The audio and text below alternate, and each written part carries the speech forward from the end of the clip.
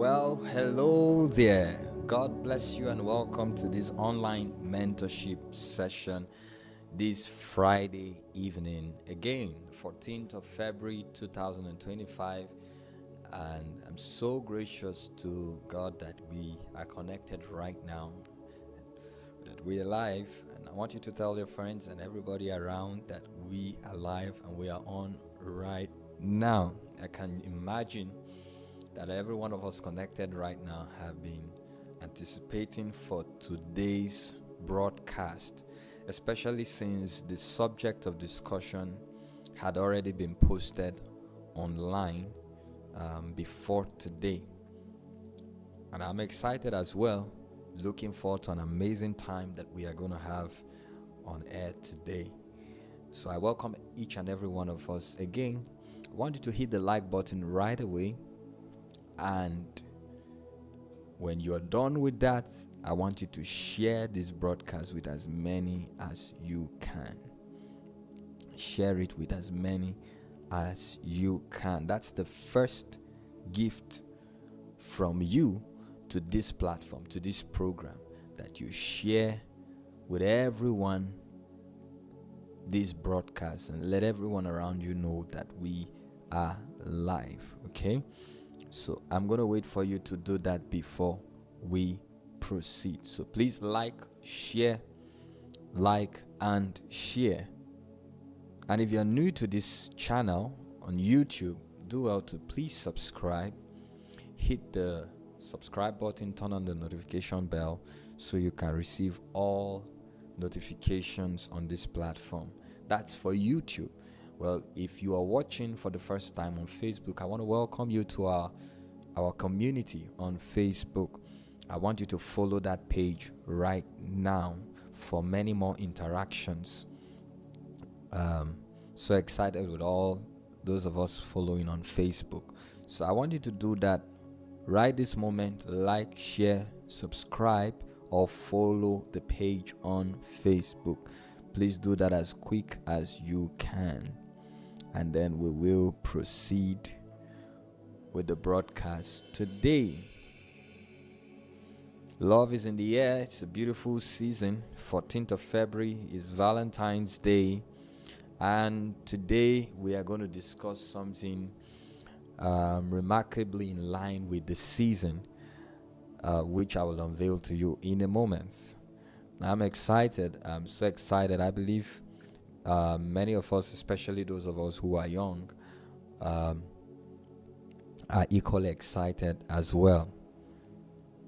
So I want you to sit back and get prepared for an amazing broadcast today. Okay? So like, share, subscribe, and turn on your notification bell so you can get many more notifications of contents that are uploaded on this platform. Thank you to those following on Facebook. Thank you so very much. All right, so I'm going to give us 2 minutes to do that, and then we will proceed. Okay? Like and share and subscribe. Like, share, and subscribe.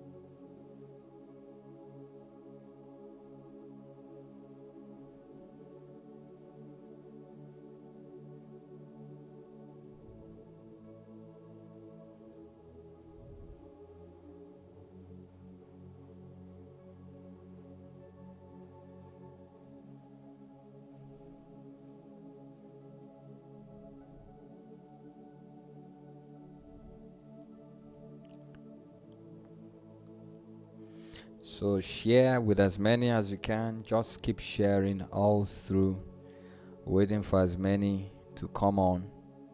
make sure as soon as you tune in to hit the like button and then begin to share. Begin to share. So grateful for those of us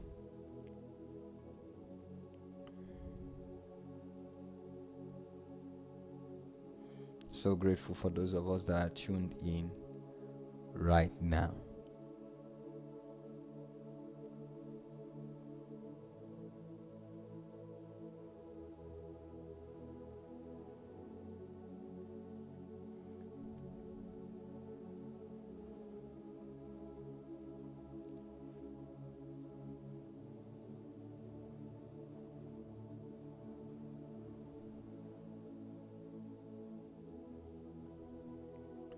All right. So while we keep doing that, we are going to proceed with the broadcast today because we need to save up on time.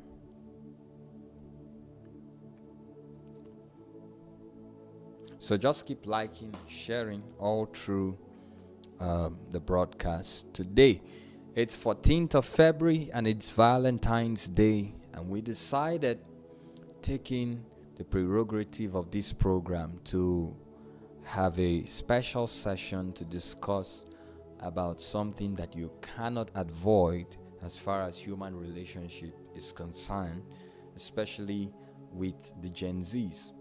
But I believe it's more than just a Gen Z subject. I believe it's something that connects every human being around the world. So we're talking about love today. Everlasting love. And I believe that we need to keep talking about love again and again. The reason is because anything that we don't continually talk about and put up a definitive narrative,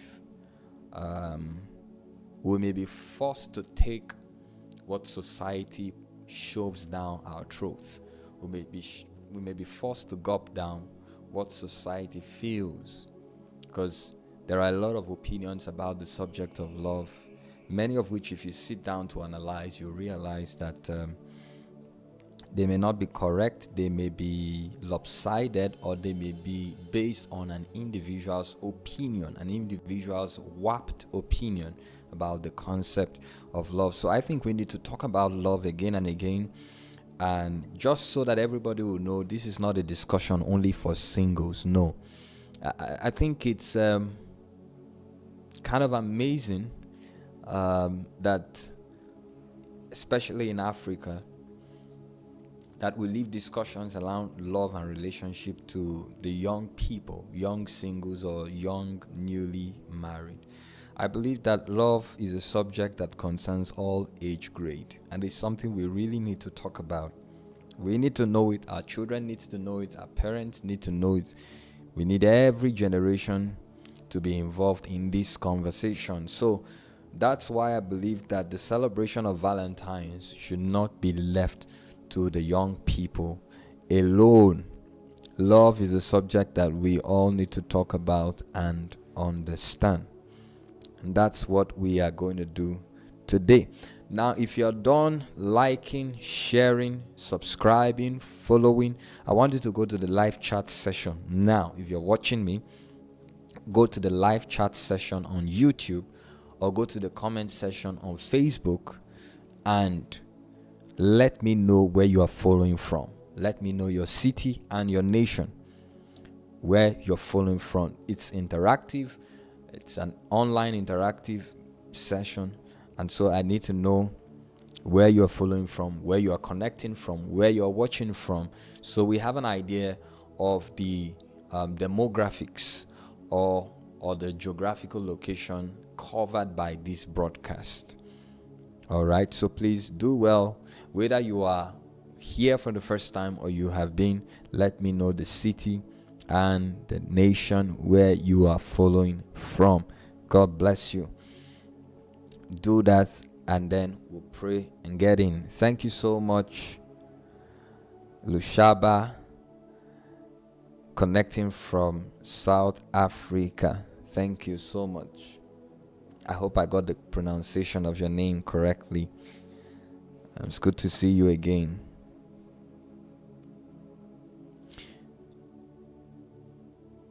All right, thank you so much, Stephen, from Maiduguri, and all the Maiduguri family. Thank you. So let me know your city and your nation, and then we will continue. Now, I'm so excited that we have this broadcast, and I'm glad it's interactive, so that we can discuss around these subjects that are important, so as to be intentional about our growth. All right, the purpose for this broadcast is for personal growth development, either as a leader or whether you're a leader in church, in the business or corporate world, or in society, and also to deepen your relationship with God, your spirituality. And so I believe it's for all age grades.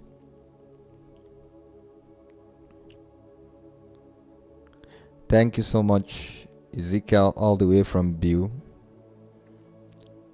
It's a major town in Borno State. Thank you so much. It's good to have you.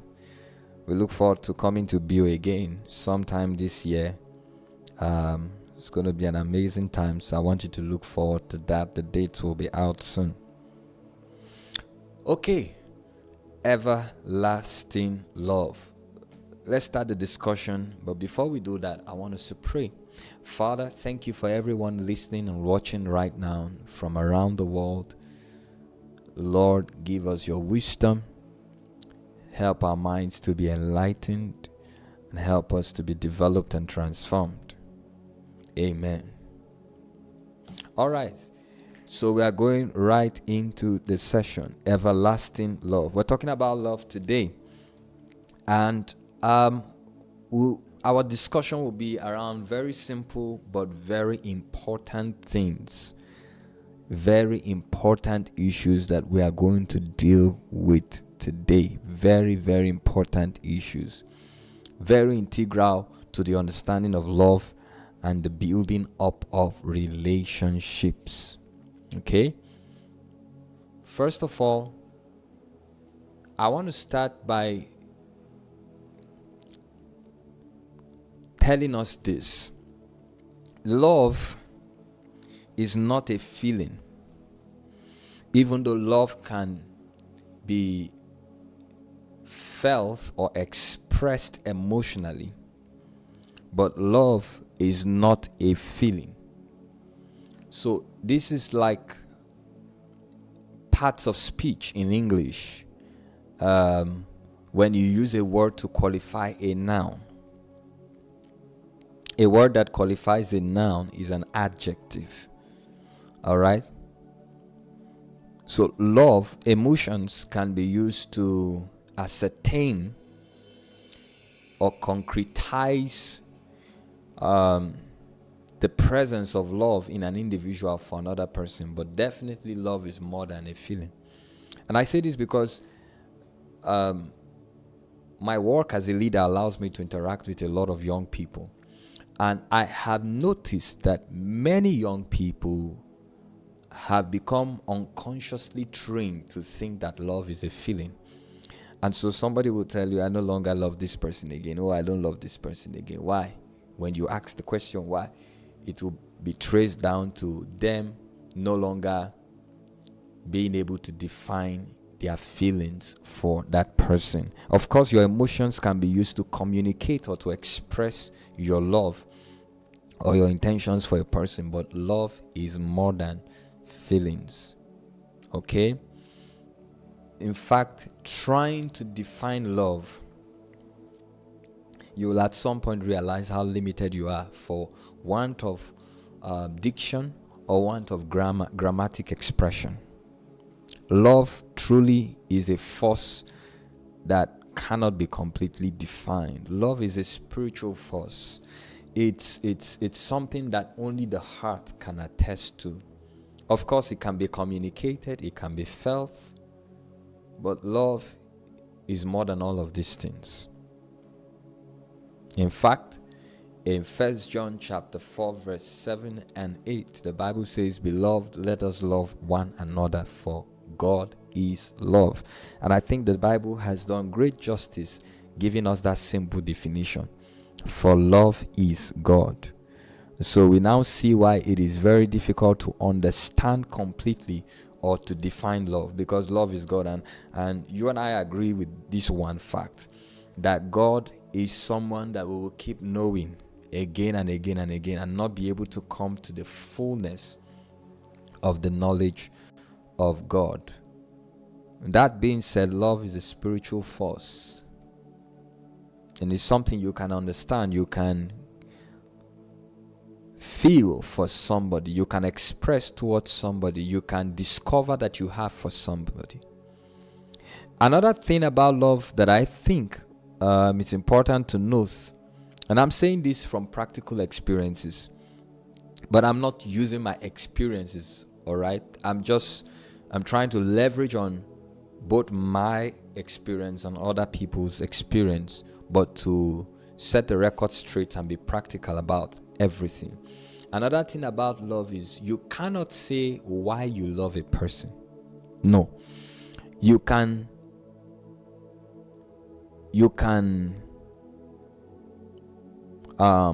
say why you love a person, but you can demonstrate how to love a person, or how you love that person.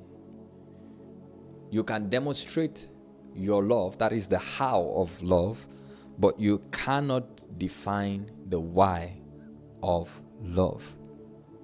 People say, "I love her because she's this. I love him because it's this. Oh, this one thing I love about you." I feel we have overused that word and it has lost its meaning. That's why we have the English word like. You can like a person because of this or that. That's why it's called like. Like begets like. Like attracts like. So I like this person because of their name. That means I have an affinity with that name, and so I will like that person because they have this name that I have an affinity with. Or I like this person because it's associated with this person or with this or that. Or I like this person because he or she is from South Africa, and I have something in my heart for South Africa. Yes. But to say I love this person because, no. The moment you put because in the same sentence with love, it's no longer love.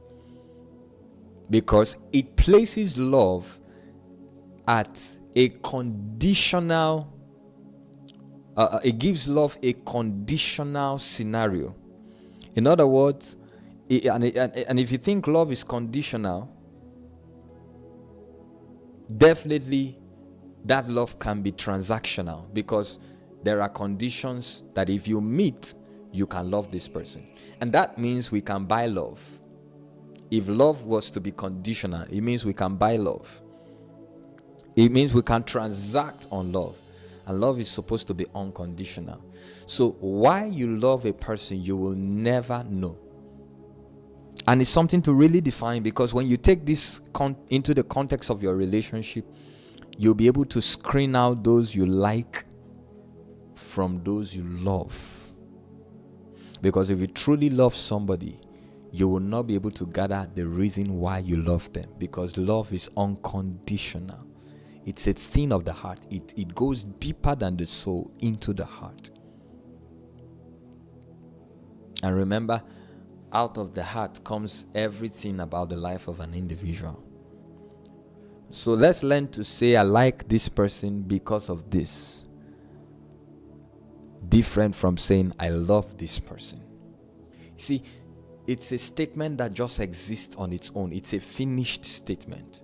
I love you. You don't need to add why or because. Reason is because love is of God. It's a spiritual force that connects people. In fact,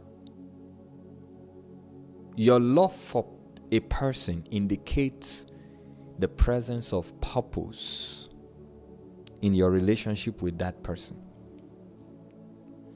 Your love for a person indicates a destiny connection that you have with that person. If you truly love that person, that means if your love is not conditional. Any love that is conditional. Now, please listen. For people to be in a relationship, there are conditions that must be met. Because you can love somebody you're not in a relationship with. Yes. Love is alone. I don't believe love alone is the adhesive force that binds people together. No. For two or more people to come together and stay together, there must be conditions that will guarantee they are staying together, surviving together, living together, associating together. Love may be one of it, but love is not enough. They will need to make commitments to each other, and their relating or living with each other will be bounded by those commitments. So you see, love can connect people, but love alone does not keep people together, because love in itself is unconditional. And definitely when you stay with people or you come closer, see, listen, proximity reveals vulnerabilities. Proximity reveals vulnerabilities. Proximity reveals vulnerabilities. The moment you get close to a person, you begin to see them for who they are. You begin to see a lot of things that you may not like. And if there is no condition that backs up your staying with that person, very soon you'll find yourself drifting away from them. So love alone is not enough, but it can be a fundamental reason for why people connect with each other. And it's something that we really need to understand about love.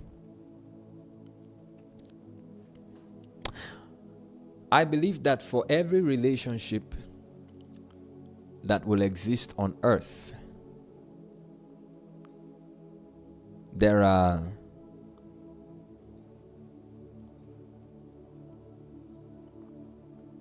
three adhesive forces or three pillars that every relationship needs to strive or to thrive together. And if that relationship is going to be a marital relationship, 4: love, purpose, truth, and commitment. Love, purpose, truth, and commitment. For two people to come together and live together as man and wife, that relationship must be founded on these 4 pillars. Love, number 1. Purpose, number 2. Truth, number 3. Commitment, number 4. Love connects them together.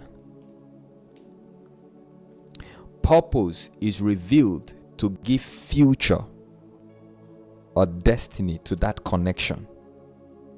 Why are you connected with this person? And then you begin to see a future with that person, because love has played the background role of connecting you together. Next is truth. You will need to be truthful to each other. You need to be open, sincere to one another. You need to be ready to be vulnerable to this person and maintain honesty and integrity within that relationship. And then finally, if the two of you must stay married together, commitment. That's why love alone is not enough for two people to get married together. You know, while I was coming to the studio today, as we drove around the city, I saw a lot of weddings, and I was musing to myself. I even asked the people in the car. I said, why are so many people getting married today? You know, people may have this notion that, we want it to be a memorable day. We got married on Valentine's Day. And as memorable or as fantastic as that sounds, as fantasizing as that sounds, that's not what will keep the relationship together.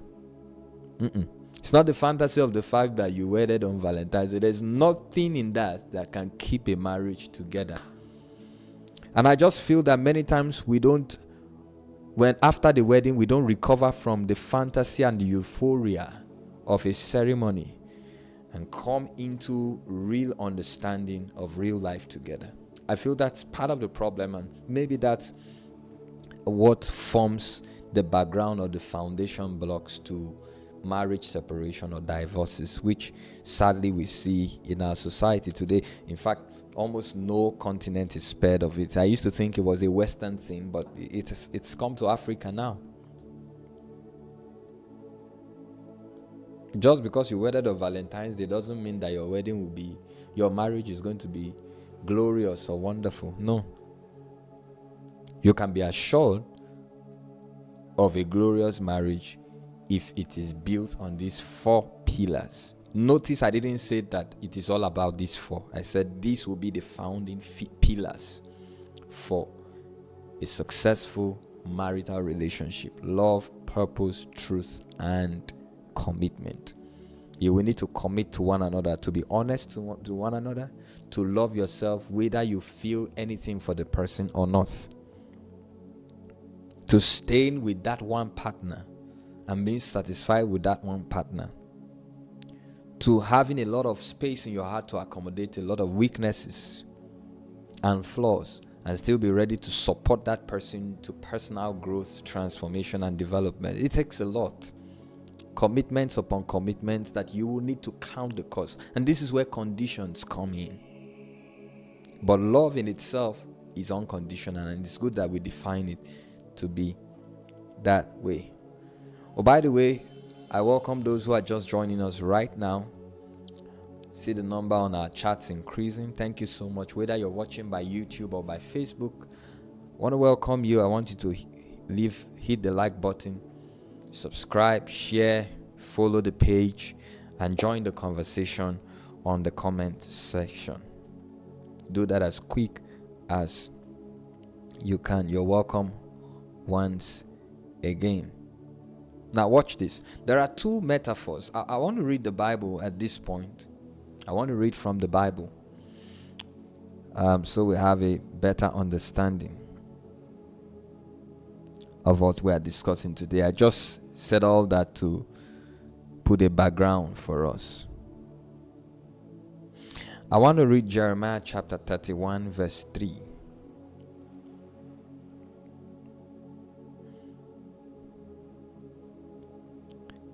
We're drawing knowledge and wisdom. We should outsource it from the number 1 selling book in the whole world. Jeremiah chapter 31 verses 3. This is profound. Watch this. He said, "The Lord has appeared of old to me, saying, Yes, I have loved you with an everlasting love. Therefore, with loving kindness I have drawn you." So, the reason why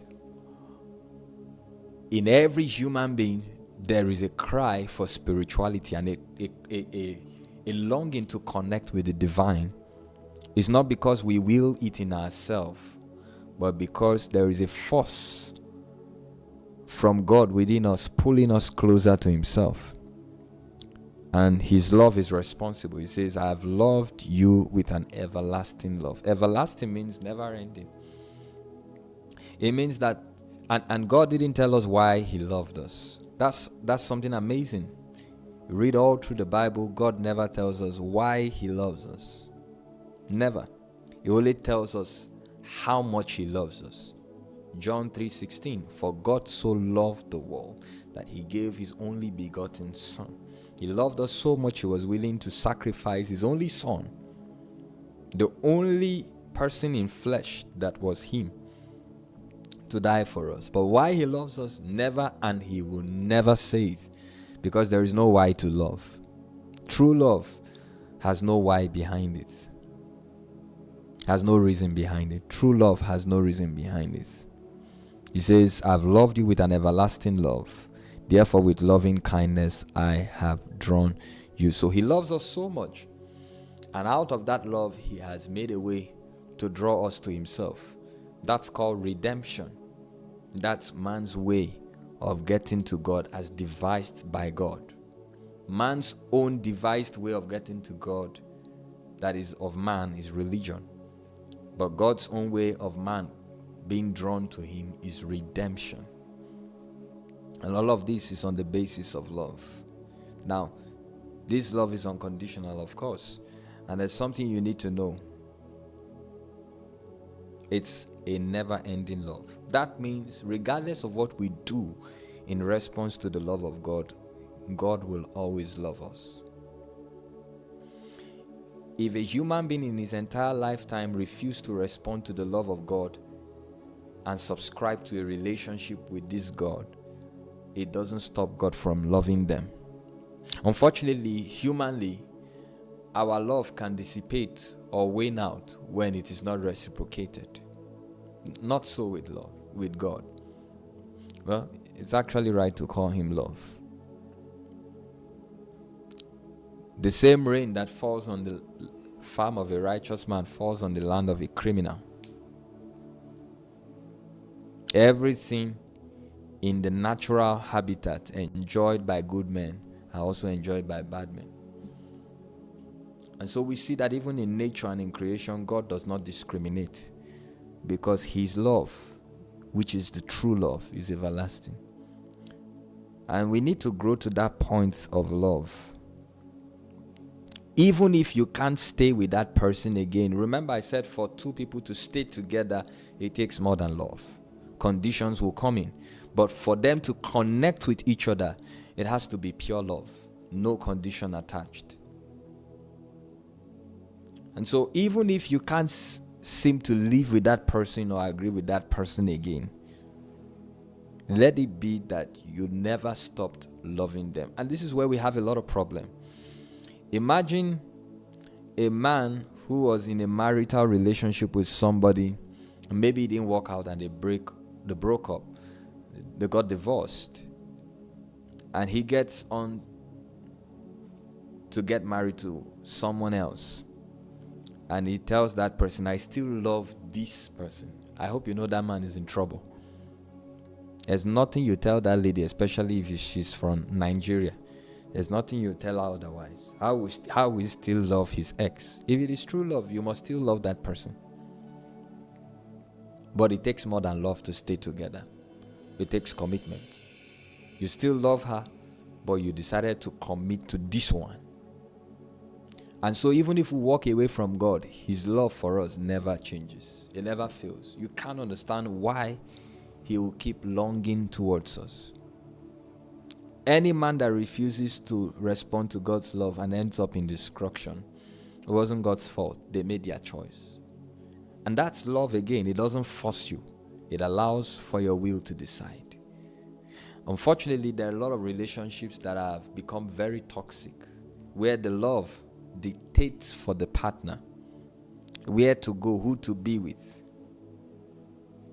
You're not even married to the person and you're already jealous about that person. No. Love is patient. I think we should even read that. That's the chapter of love, 1 Corinthians 13. 1 Corinthians 13. That's the chapter of love. Let's read it in one sweep. From verse 4. Love suffers long and is kind. Love does not envy. Love does not parade itself, is not puffed up, does not behave rudely, does not seek its own, is not provoked, thinks no evil, does not rejoice in iniquity, but rejoices in the truth, bears all things, believes all things, hopes all things, endures all things. Love never fails, but whether there are prophecies, they will fail. Whether there are tongues, they will cease. Whether there is knowledge, it will vanish away. For we know in part and we prophesy in part. Now, if all these things fade away, it means you can't love just because of these things. Because when they fade away, your love has waned out. But when that which is perfect has come, and that which is perfect is love. It was actually talking about love, because love is the bond of perfection according to Colossians 3:14. But when that which is perfect has come, then that which is in part will be done away. So what this scripture says in this verse 9 and verse 10 is simple. That the zenith of spirituality is love. For we know in part and we prophesy in part, but when that which is perfect has come, then that which is in part will be done away with. So the cradle of spirituality, the cradle of transformation can be knowledge, but the zenith of transformation is love. At the end of the day, love should be the first measuring stick for the level of transformation that has occurred in the mind and the heart of a man. And I want you to take that, because that's the truth. Because love is unconditional, it qualifies to be the only force that represents perfection.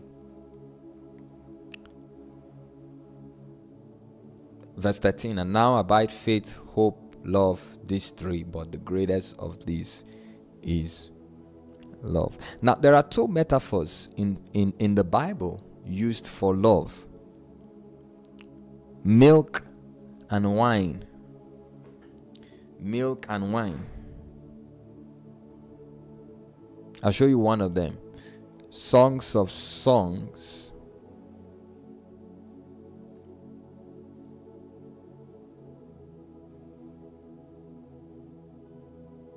verse 1 and chapter 1 verse 2. Let him kiss me with the kisses of his mouth, for your love is better than wine. My younger sister said there's a difference between wine and whiny. Than any wine you open and it doesn't make a popping sound is a whiny. And any wine you open that pops with a sound is wine. Songs of Solomon 5 verse 1. I have come to my garden, my sister, my spouse. I have gathered my myrrh with my spice. I have eaten my honeycomb with my honey. I have drunk my wine with my milk. Eat, O friends, drink, yes, drink deeply, O beloved one. So these two, I don't have time to show you because this is not a Bible study. Maybe if it was a spiritual class, this is a mentorship class. But I would have showed you severally all through the Bible where the word wine is used, and milk, both metaphors to denote love. But I want to show you the difference between both. Milk is sweeter in taste to wine. And it's obvious that if a man is thirsty, he would prefer milk to wine. In fact, there was a man who was killed in the Bible because when he was thirsty, he was given milk to drink, and he drank and slept off. Because when you drink fresh milk from the cow, it has an effect on you that could make you drowsy. Milk tastes sweeter than wine, but wine lasts longer than milk. Milk gets spoiled with time. Wine gets sweeter and better. A fresh wine may taste sour, but with time, the taste becomes stronger and sweeter.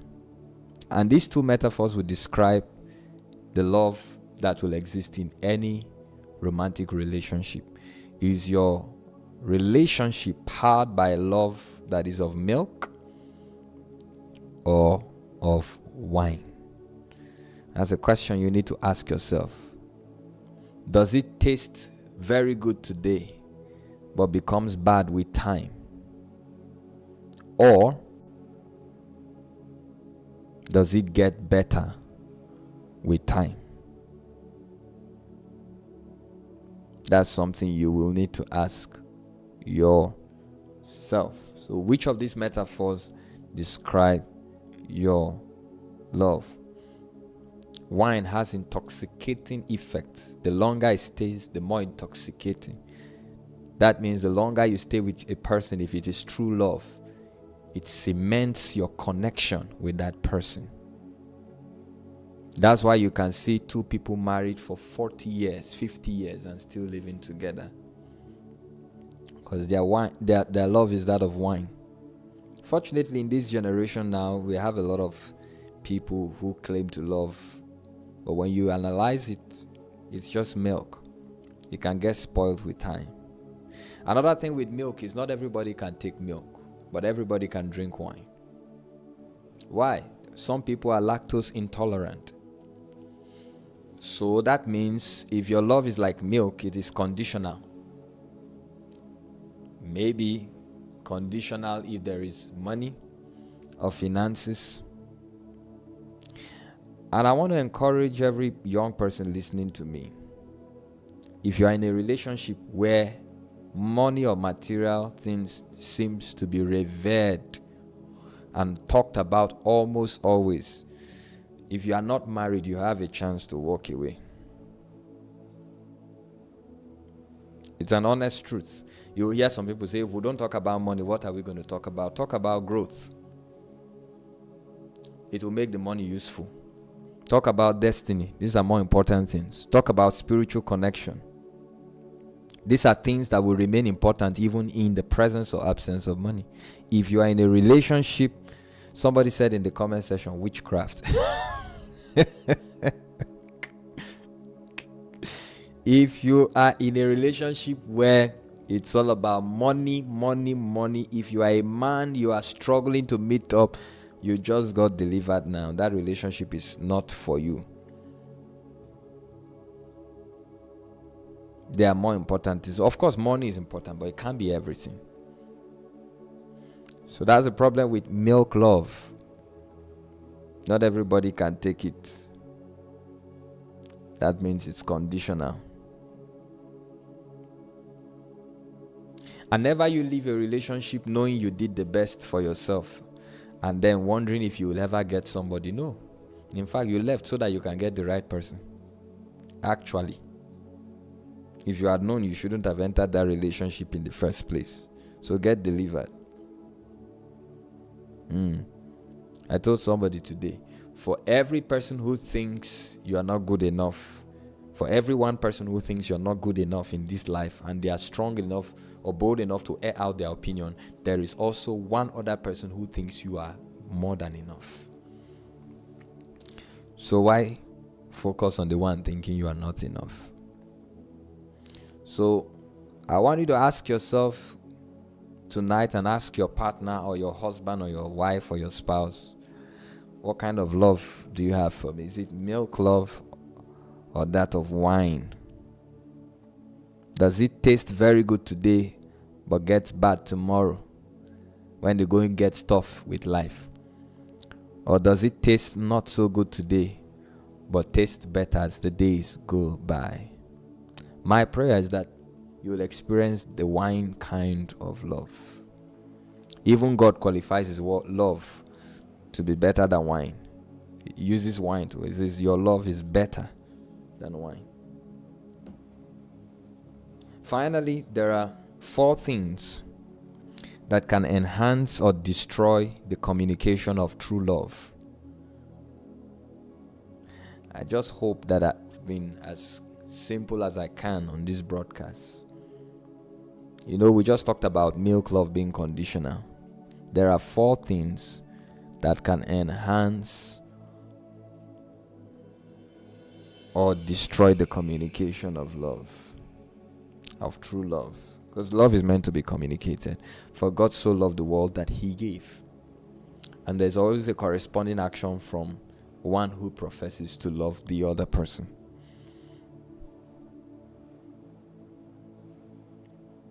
And in all fairness, love is generally communicated by giving, but that word giving is a compound word. It doesn't mean you have to give something, no. But you will always have to perform an action, a corresponding action. So that we don't use that, because a lot of people use that to just mask their materialistic tendencies and become a predator to many people in relationships. I tell you the truth, many relationships these days, or even marriages, it's like one is a prey and the other is a predator. So even God loves so much. That's why he gave You love me, so what are you giving? And put the person under pressure. There are many things that you can give apart from money and material resources. You can pray for somebody. You can help them to grow. You can support. You can forbear with a person. It's all part of love. You can be patient with a person. In fact, that's the first word. Love is patient. So there are 4 things that can enhance or destroy your communication of true love. And I want you to take note of these 4 things. Number 1, resources. Money or material resources. As good as money is, of course, money can help you demonstrate how much you love a person. And especially in our day where everything seems to revolve around money or material resources, you can get a good score on that person's score sheet depending on how much money is invested. So money has an enhancing effect, but it also can destroy. Sometimes the presence of too much money does not allow for truth, does not allow for a realistic relationship. Because there will always be a day when the money may not be there. And we would want to see if the love is like milk or wine. Many people were bought into their relationships, truthfully. If only they can sit down to think about how they got into that relationship. Money, materialism. It has separated the best of friends. It has made 2 sisters become enemy. It has made many people trade their destinies. They see a man with a vision and bypass him for a man with provision, not knowing that the vision with time would give birth to provision. So it has an enhancing effect but can also destroy. And you will need to find the balance to it. Jesus said a man's life does not consist of the abundance of the things he has. Number 1, resources. Number 2, communication can enhance or destroy your communication of love. Communication. We've often heard people say, if we love each other, we must be talking every day. Yes. Some people, sadly, I believe, and it's okay to communicate. It's okay to relate in a relationship, because that's why it's called relationship. You need to interact. But some people suffer from an emotional disease that makes them feel if they don't talk to someone who they claim to love, they stop loving the person, or the person stops loving them, simply because you didn't talk to the person one day. Let me ask you a question, especially those of you who are religious. You pray, you talk to God by praying. Does God always talk back to you when you pray? Can you say 10 out of 10 times you prayed, God verbally spoke to you? Obviously not. I don't know about you, but for me, there are many times I pray and I think I'm talking to myself. But just because God is not talking to me today does not mean he loves me less. And so I feel a lot of people are emotionally sick. You know, some people use relationships to try to heal from a dysfunctional background. Some people were starved of communication when they were growing up. And so the next lucky guy they get into a relationship with, they want to talk every day because they think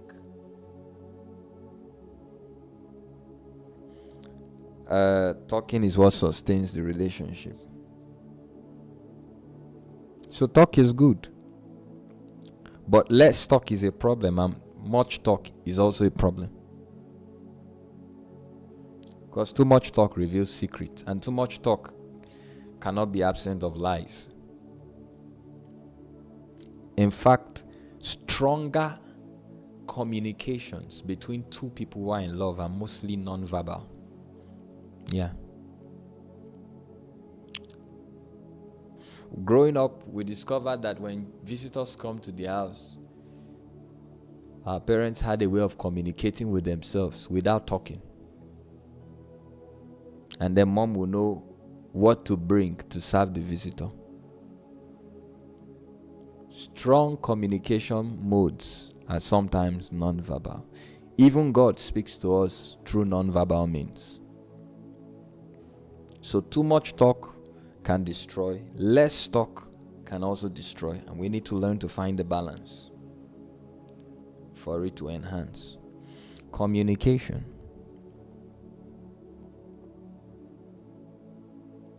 That you love somebody doesn't mean you tell them everything about yourself. And I don't think it is a must that you must reveal everything about you to your partner simply because you love each other. No. When you both are matured enough to handle secrets, you can divulge everything.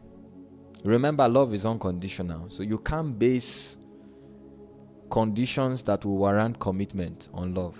No. They are two polar-like regions. I'm not saying keep secrets, but be ready to tell the person when they are matured enough to hear it. Somebody says, if you don't love me, why are you hiding it from me? The last person who said that and brought himself into trouble was Samson. You claim to love me, you don't tell me the secret of your strength. And the one person he loved and told blew his cover. Sometimes we may love each other, but we may not just be emotionally ready for secrets. Am I saying keep secrets from each other? As long as it doesn't hurt the other person and you know they are not ready for it. The day they are ready for it and they ask for it, you can tell them. If they still stay, fine. If it changes the condition of their relationship, they were never ready for it. I know that's an edgy issue, but I want you to take away sentiment and just look at it. So communication is the second thing. Number 3, character. Character can enhance or destroy your communication of love. No matter how much you love somebody, if you easily get angry and react in your anger, there are things you cannot undo. Fits of anger.